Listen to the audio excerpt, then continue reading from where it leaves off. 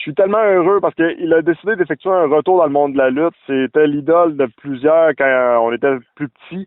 Là, il y a un nouveau personnage, Gabriel Gignac, puis il reçoit tous les honneurs. C'est le nouveau champion du monde de la ROH PCO, Pierre-Carl Ouellet, qui est mon invité. Salut, comment ça va? Ça va bien, toi, Gabriel? Ça va très bien. Première des choses, je tiens à te féliciter. Bravo, félicitations. Tu as cru en ton rêve. Puis aujourd'hui, tu peux dire well done, mission accomplie. Comment tu te sens en étant le nouveau champion de la ROH? Aujourd'hui, c'est pas pareil comme la journée même que tu gagnes le championnat. Quand vraiment tu remportes les grands honneurs, c'est vraiment une journée super émotive, super... il passe 1 million de... Tu passes toute ta vie à passer à rafale un peu dans ta tête, dans le fond, de tous les refus, de tous les efforts, de tout le monde, mettons, parce que ceux qui sont loin de toi, dans le fond, ça vient pas te chercher tant que ça, mais tous ceux qui sont près de toi, qui n'ont pas cru en quoi, qui n'ont pas cru en toi, ou qui ont... Disons, des fois, tu t'attends pas, des bons amis de la famille, des... paquet de personnes, dans le fond, c'est bizarre, ça arrive vite dans la tête, puis il y a plein de flashs qui passent, puis c'est un gros un accomplissement personnel qui est énorme. Puis moi, je pense que c'est ça qui c'est plus le fait de s'accomplir personnellement que de dire, OK, je suis le nouveau champion du monde de la Ring of Honor, ou j'ai atteint mon objectif, ou c'est sûr que le fait d'atteindre son objectif, c'est sûr que ça frappe gros comme un ballon de plage, cette journée-là, parce que ça fait travailler pro à chaque jour de ta vie. Mais c'est ça. C'est plein d'émotions qui passent en dedans de toi. C'est incroyable. C'est une journée remplie d'émotions, remplie de toutes sortes de flashbacks qui passent, des moments qui ont arrivé dans ta vie. Puis ça dure pas juste une journée, ça peut durer 2 jours. C'est comme là, je commence à prendre le train un petit peu plus quotidien. C'est ça, puis tu l'as quand même payé cher dans le sens que c'est carrément une carrière au grand complet là, qui est derrière ça. À quel point ce titre-là est important justement dans cette dite carrière, parce que tu en as déjà remporté des titres, mais celui-là, je pense que c'est peut-être le plus majeur, en tout cas du moins, de mon point de vue, si on regarde tout le background en arrière. Ouais, définitivement, ça, c'est le titre que moi, à l'âge de 14 ans, c'est vraiment ça que pour moi, les championnats par équipe, c'est correct. Mais même si, mettons, des fois tu dis champion par équipe ou un champion de la télévision ou un champion intercontinental ou un champion des États-Unis, c'est correct aussi. Pour moi, ça fait partie du cheminement. Tu vois, OK, j'ai atteint une marche de plus. Mais quand tu es la personne dont la compagnie décide de miser entièrement sur toi pour être le champion du monde puis représenter la compagnie partout à travers le monde, dans les publicités sur les billboards, comme les grands panneaux sur le côté de l'autoroute, mais lumineux, on a pris plusieurs à Baltimore où c'est plus chelou, c'est rouge, puis c'est tout ça un peu qui vient de rejoindre. Je me souviens, un jour, je suis dans la ville de Montréal, puis j'ai regardé un peu tous les panneaux publicitaires qu'il y avait à l'époque, c'était Scott Steiner qui éventuellement avait utilisé comme vedette pour remplir le Centre Bell. Puis j'ai dit un jour, ça va être mon tour, ça va être moi. En passant peut-être de Montréal, mais quand j'ai reçu le courriel de la compagnie qui m'a montré tous les panneaux publicitaires qu'il y avait sur les autoroutes à Baltimore, c'est ça que je te dis quand je te dis qu'il y a plein de flashbacks. Cette image-là, de moi qui était à Montréal, qui regardait les panneaux d'un autre lutteur, qui disait un jour, ça va être mon tour.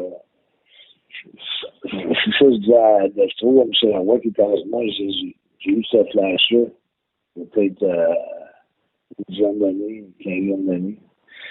Puis, j'étais sûr que c'était pour m'arriver un jour, puis là, ça m'arrive aujourd'hui, puis ça n'aurait pas pu prédire que c'était pour arriver à voir tout le monde, dans quelle opportunité, puis c'était Final Battle qui est comme le plus gros show de l'année pour la Ring of Honor. Donc, c'était le show le plus important de l'année. C'est à moi, en plus, tu veux les frais de la finale du dernier combat, une quinzaine de combats ce soir-là. C'est ça. Et dans la finale, avoir l'obligation de performer, de livrer la marchandise, puis que les gens soient contents quand ils se retournent à la maison. C'est tous des objectifs que je m'étais fixés. Et essayer de les accomplir, je fais mes choses, je fais les semaines puis les mois avant de devenir champion du monde que je me disais ça va finir par arriver, ça va finir par arriver, on bouge tellement fort, on travaille tellement fort.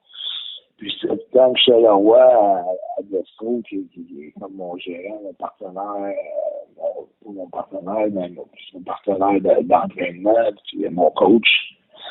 Je dis, voyons, c'est bon, mais dur, les champions du monde. Il faut faire des affaires de plus. C'est quoi que ça va prendre de plus? On n'arrête pas, on fait ça. On dirait qu'on se lève, on s'entraîne à midi, on s'entraîne le soir, on s'entraîne dans l'arène. On fait des vidéos tous les lundis soirs, on reste actif, on sort des idées novatrices, on arrive avec des choses que personne n'arrive. On a un personnage qui est complètement assez innovateur dans la lutte professionnelle. Puis avec tout ça, c'est pas facile. On est peut-être sur le lutteur vraiment le plus populaire de la compagnie. Puis, c'est quoi que ça prend? En tout cas, je peux dire une affaire. Tout au long des 2 dernières années, puis tout au long de ma carrière, j'ai gagné beaucoup de respect pour plusieurs, que ce soit des équipes championnes, que ce soit des Olympiens, que ce soit des haltérophiles, que ce soit des tireurs au poignet, que ce soit dans tous les sports, là, vraiment, là, dans toutes les disciplines. J'ai gagné un respect énorme pour tout le monde qui ont accompli leur objectif, qui se sont rendus au sommet. C'est un travail de tout instant. C'est au point de vue mental et au point de vue physique. Écoute, je pense que les 2 dernières années, je pense que j'ai même pas écouté la télévision chez nous. Ça donne une idée. Je ne peux pas me laisser déconcentrer de mon objectif. Parce que des fois, j'avais l'impression, si j'écoutais les Canadiens, exemple, puis j'allais me coucher le soir, au lieu de penser à mon championnat puis à devenir champion du monde, des fois, je me disais, mais pourquoi qu'elle n'a pas fait jouer lui à la place de faire jouer l'autre? Tu sais, dans ma tête, en me couchant le soir, mon focus n'était pas sur ce que j'avais à faire. Je trouvais que mon énergie était dispersée parce que je pouvais penser soit à des nouvelles, pourquoi il y avait réussi à telle personne dans telle ville, ou pourquoi tel joueur de hockey a joué à la place d'un autre, pourquoi on a échangé lui à la place d'un autre. Pour moi, pour tout enlever cette distraction-là, pour tout enlever que mon cerveau soit 100% focus sur mon objectif, c'était complètement de juste penser, OK, qu'est-ce que j'ai à faire, qu'est-ce que je peux faire de mieux, qu'est-ce que je peux écouter qui pourrait m'aider à me renforcer au point de vue du développement personnel, j'ai cherché toutes les affaires de motivation, les choses qui peuvent m'enrichir. Puis je me suis rendu compte en cours de route ce que ça a donné de pouvoir devenir champion du monde puis d'atteindre mon objectif. Il a fallu que ça me demande une énorme capacité à me dépasser au point de vue personnel puis à travailler sur moi personnellement point de vue discipline, point de vue motivation, point de vue avoir des pensées extrêmement positives tout le temps. C'est un travail comme je t'ai dit, de tout instant. Ben, pour toi, PCO, là, justement, la Ring of Honor te fait confiance, te donne le titre, même si on s'entend, là, tu l'as vraiment gagné dans tous les sens du terme. Selon toi, c'est quoi qui fait qu'on t'a choisi comme champion? Tu sais, moi, j'ai plusieurs idées. Entre autres, on peut penser justement, t'es rendu avec un style plus acrobatique avec des sauts par en arrière. Puis, tu sais, à la shape que t'as, c'est quand même relativement impressionnant pour l'avoir vu déjà en personne. On peut penser à ton personnage qui est carrément extraordinaire, genre de Frankenstein, version PCO, version lutte, tu sais, avec les cordes à booster, les vidéos que vous faites en ligne, toi puis Destro. Qu'est-ce qui fait, selon toi, justement, que la Ring of Honor t'a fait confiance et t'a désigné comme le visage de la compagnie? Je pense qu'il y a beaucoup d'aspects à ça. Il y a l'aspect de la popularité. C'est sûr que depuis la journée numéro 1 que j'ai vu les pièces de la Ring of Honor, les cris PCO, ça n'a jamais arrêté depuis le 15 décembre de l'an passé. Quand j'ai fait mes débuts, c'était vraiment un accueil incroyable. Puis ça a été le même pendant toute l'année. Même quand moi je faisais partie je suis encore partie de l'Enterprise avec Mark Diskel, qui était un gros nom de Big Deal League, dans le fond, qui était dans l'élite avec Kenny Omega, Cody Rhodes, les Young Bucks. Barney avait un appui inconditionnel de la foule. C'est un plusieurs amis avec la Romain, 3 ou 4 ans. Et en étant le CEO, le président de la compagnie de l'entreprise Grizzly, a choisi moi, a choisi Brody King, puis Ted Gordon. Et à un moment donné, où j'étais comme plus populaire ou aussi populaire que lui, si tu veux, quand on... c'est le même. C'est un petit peu un gars, notre métier pareil. Ça fonctionne beaucoup avec la popularité. Et ça l'a beaucoup impressionné la compagnie. La réaction de la foule au Madison Square Garden de New York, Madison Square Garden de New York, le 6 avril, il a fallu, je pense, en 10 minutes de temps, ça criait PCO, he's not human, he's not human, he's not human. Ça a crié ça longtemps, avec 2000 personnes aussi qui ont crié ça. Pendant un entrée que je faisais super, que c'était clair avec la chaise, de faire une chaise d'électricité, un petit peu d'effets spéciaux, puis tout ça, les grands effets spéciaux, en fond. Ça a toujours escaladé, dans le fond, ça a toujours grandi, puis grandi. Puis, je pense que mon comportement aussi, face à représenter la compagnie, étant donné que je sors aucunement dans les bars, je pense que j'essaie d'avoir une image assez irréprochable, que ce soit dans les aéroports, que ce soit avec les taxis, le monde qu'on fait affaire avec, nous autres on fait affaire avec la chaîne d'hôtel et Marriott aux États-Unis. Les chambres sont toujours propres. J'ai jamais été on était couché sur le dos en avant jamais été au bar dans une journée de congé ou entre 2 spectacles ou après un spectacle ou de ne pas être capable de me rendre dans ma chambre ou d'avoir de la misère à marcher, de s'utiliser.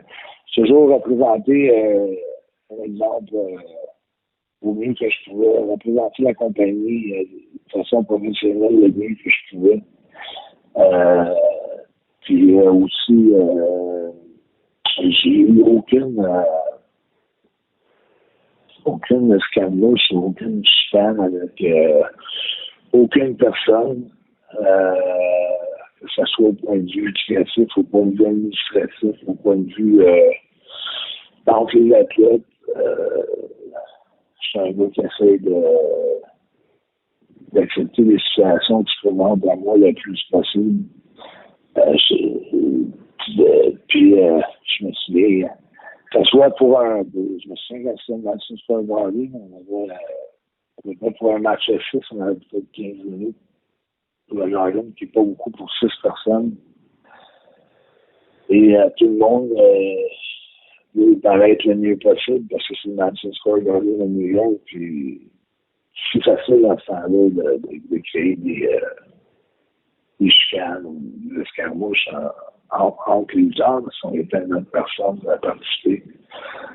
Mais je me suis dit, peu importe ce que j'aurai, je vais faire le mieux avec le temps que je vais avoir, puis je vais faire les moves les plus impressionnants, ceux que les gens vont souligner le plus. Ça a pas mal toujours été mon attitude.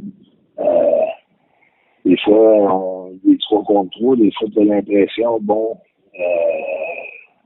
je vais peut-être prendre plus ma place, mais tu sais que si tu pousses un peu plus, tu vas créer peut-être une autre situation qui va dégénérer. C'est d'essayer de passer ton mot le plus avec de classe possible. Puis si ça passe, tu es capable d'aller chercher un petit peu plus de ce que tu penses que tu dois aller chercher, c'est correct. Puis je suis aussi capable, avec l'expérience que j'ai, de me dire, peut-être que ça me donne un peu moins, mais peut-être qu'en allant chercher la victoire dans ce combat-là, par exemple, ça compense, puis c'est ça que les gens vont se souvenir quand on s'en retourne à la maison, le fait que je peux aller chercher la victoire, peut-être quand même si ça fait un ou deux impressionnant au moins dans le combat. Donc, j'essaie de monter ça en relativité le plus possible, puis j'essaie d'aller chercher le gros côté positif de la médaille à chaque fois que je trouve qu'une situation me semble pas à mon avantage négatif, mais j'essaie toujours d'aller chercher le positif, de tourner ça en ce qui est plus positif. Et ça fait que ça évite beaucoup de problèmes. Tu ne deviens pas un mal de tête pour la compagnie. Non, exactement. Pour moi, je trouve que c'est ça. Puis je trouve que j'ai eu beaucoup de qualité de leader. J'avais beaucoup de créativité, j'ai donné beaucoup d'idées. Je donne beaucoup de moi-même dans les idées, comme quand ça a été pour faire le battle à Baltimore. Je trouvais que c'est important qu'on ait notre sauvegarde dans l'image, dans le décor de Final Battle. Et la compagnie a tout accepté, c'est sûr que c'est lui quand même que on a faire des petites réparations que le tour de l'armoire, puis amener ça sur un étau d'enlée de U-Haul, puis de monter ça à Baltimore, puis de l'amener à Montréal. Fait que je pense que c'est un résultat de 50 d'années qui est dynamique, qui est tout le temps de bonne humeur, puis qui est créatif. Avec son manager Destro, on était des deux personnes les plus, je pense qu'on est les doyens dans le vestiaire. En même temps, je pense qu'on est les plus jeunes. On dit qu'on est comme des enfants qui ont des idées sans arrêter tout le temps des nouvelles idées, puis prêt à faire n'importe quoi. Faut pas que tu oublies aussi mon côté qui je pense qu'il me demande beaucoup, c'est que j'ai toujours été prêt à sacrifier beaucoup mon côté physiquement. Je pourrais faire beaucoup de choses pour le spectateur que beaucoup d'autres lutteurs un peu prêts de faire. Que moi, j'ai pas l'impression que je mets ma santé en jeu. Donc, j'ai l'impression que c'est quelque chose que je suis fait pour ça, que mon corps est fait pour ça, qu'il est capable de le prendre. Ben ça reste que c'est ça qui fait le PCO et pas humain. Je pense que c'est ça qui fait que ça crée un double drame. Ça devient comme un genre de télésérie, la Ligue professionnelle. Oui. Là, mais t'as tout le temps, OK, qu'est-ce qui va se passer dans le combat? Puis en plus de qu'est-ce qui va se passer dans le combat, ben, t'as toujours peur que PCO, je le fais toujours dire, OK, mais PCO, calme-toi un peu, on s'inquiète pour tout. Je pense que l'inquiétude que le monde a, que PCO a peut-être fait dessus parce qu'il prend des risques énormes, aide à créer un genre de stress de plus pour le combat. Oui, il y a un genre de respect et de sympathie aussi, je pense. Veux pas, parce que justement, tu sais, bon, le monde sont conscients des risques que tu prends, puis il y a comme un respect et une sympathie qui vient avec ça. Là. Ouais, c'est ça, mais je pense que des fois, il oublie, puis pendant la soirée, plus que la sympathie, plus que le respect, c'est comme je dis que non, là, ça ne va pas marcher là, non, ça va pas travailler, ça n'a pas de sens.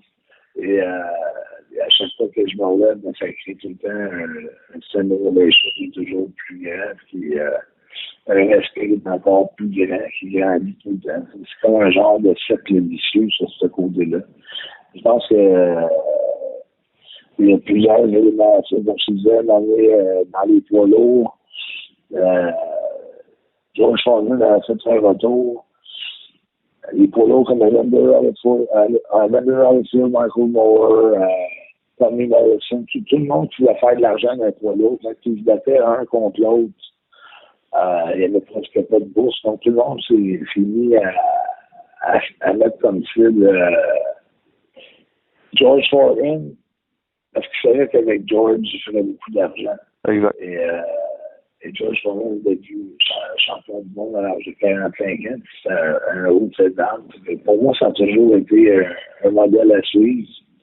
Et dans la tête, je me disais, bon, ben, si je peux dépasser ce que George a accompli, ça va être la faute de quelque chose d'assez incroyable.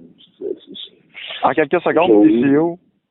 En quelques secondes, je voudrais t'entendre sur la réaction des médias québécois. Je pense qu'il y a eu une belle dose d'amour des journalistes québécois qui ont vraiment répandu la bonne nouvelle, on va dire ça comme ça. En étant en plein centre de tout ce qui se passe, j'avais conscience qu'il y avait un énorme, comme tu dis, un énorme sentiment que le Québec est en arrière de moi, puis que beaucoup d'amour qui se passait, surtout quand ça commençait avec les revues sociaux, c'était vraiment incroyable dans le fil d'actualité. Sur une nouvelle sur 3 sur 4, c'est soit une nouvelle d'un journaliste québécois ou américain ou canadien ou une nouvelle de lutte. Ça a été, en tout cas, ça a été tellement répandu que tu ne pourrais pas aller à nulle part quand je suis revenu hier, que je ne me faisais pas parler du, tu sais, félicitations, c'est bon, c'est vrai. Après ça, c'était tous les journalistes qui sont embarqués dans la vague. Puis aujourd'hui, j'ai une journée qui est. Je commence avec toi matin, puis ça n'arrête pas tout au long de la journée. C'était. Ouais, je me suis dit, c'est très, très, très touchant tout ce qui se passe. De bons journalistes, Stéphane Lapointe, ça m'a touché énormément, Stéphane Lango, un paquet d'autres, la presse, c'était, non, puis il y en a beaucoup d'autres, là. J'ai fait TVA Sport, il y a RDS qui m'attend pour la semaine prochaine en studio. Je pense que ça va être des travails très occupés au point de vue médiatique. C'est vraiment quelque chose encore, comme je te dis, depuis que je suis dans le milieu, puis j'essaie de réaliser l'ampleur de toute cette nouvelle-là, mais plus ça va aller, plus que je vais être en mesure de réaliser de plus en plus. Parce que là, je suis dans la tempête, puis je réponds aux questions et je le dis au moment présent. C'est plus dur d'avoir une perception extérieure sur tout ce qui se passe, mais c'est assez une grosse tempête qui se passe. Une tempête de positivité que je passe dans ma vie. Vraiment. Le temps presse, mais une dernière question pour toi rapidement. Peux-tu dire que présentement, tu es au top de ta game, tu n'as jamais été aussi populaire, puis tu n'as jamais été aussi un bon lutteur en général? Oui, absolument. Absolument. Puis je dis souvent ça à Michel Roy, Gastro, qui est mon coach ou mon entraîneur. Je pensais vraiment, mais je ne peux pas le savoir, mais je n'étais pas là. Mais encore possibilité que ça s'améliorer à chaque jour à 51 ans. Ça, c'est ce qui me fascine le plus. Je peux en devenir encore meilleur, je peux aller chercher encore plus de vitesse, je peux sauter encore plus haut, je peux rester en équilibre plus longtemps sur les câbles, je peux inventer des nouvelles manœuvres que je n'avais jamais pensé. Quand on a des outils, quand on a un arène, un endroit, 12 jours pour s'entraîner, qui est à quelques minutes, j'ai toujours fait la comparaison. Comment tu veux qu'un joueur de hockey s'améliore à chaque jour s'il n'y a pas une patinoire à lui ou qu'il n'y a pas accès à une patinoire à chaque jour? C'est vrai. C'est sûr que ça me prend un petit travail qui est proche, qui est dans mon gym, puis que je peux avoir accès à chaque jour, puis que je peux travailler dedans à chaque jour. Ça doit faire partie de mon entraînement. Puis ça, pour moi, c'est une grosse différence. Pour moi, 2020, je vis une très, très, très grosse année. Maintenant, je suis champion du monde. Je veux que les arénas soient remplis avec le plus possible. Je veux créer une folie PCO, une nouvelle ère PCO, puis que ce soit quelque chose qui va rester mémorable, puis que je peux donner un impact sur ce sport-là d'une façon assez positive que moi, j'ai jamais vu, que j'aimerais donner quelque chose d'un élan différent. Puis, je vais finir bien vite. Beaucoup de monde avait été voir le film de Wrestler, puis ça finissait vraiment négatif. Vraiment, on voyait juste les côtés noirs, les côtés sombres de la lutte professionnelle. Puis je me suis dit, mon but, c'est d'avoir un film qui va représenter l'expérience de PCO, son retour, tout ça, mais ça va être un retour qui est dans les positifs, qui montre les beaux côtés de ce sport excellent-là, puis qu'on va voir les angles de ce sport-là qui sont positifs, la camaraderie, le côté familial, l'entretien qu'il y a entre l'entrechamp qu'il y a entre les différents acteurs de commentateurs que ce soit des boss, que ce soit des... tout le monde qui est impliqué dans de près ou de loin. Au côté productif, puis d'aller chercher tout le bon de tout ça, puis que ce soit un film qui met sur une note qui est inspirante, puis qui est positif, puis qui donne une belle image de notre sport. Pierre-Carl, félicitations pour le titre, félicitations pour l'ensemble de l'œuvre. Bravo pour ton retour. Tu es une inspiration, tu es une légende vivante. Puis je pense que tout le Québec et bien des fans de lutte au Québec, puis même, je dirais, des fans de sport en général sont très fiers de toi. Félicitations, puis continue. Merci au Québec. Merci à toi, Grizzly. C'est un grand plaisir. C'est toujours un plaisir. On se reparle bientôt. Puis porte ta ceinture fièrement, tu le mérites. OK, merci beaucoup, Chelsea. À la prochaine.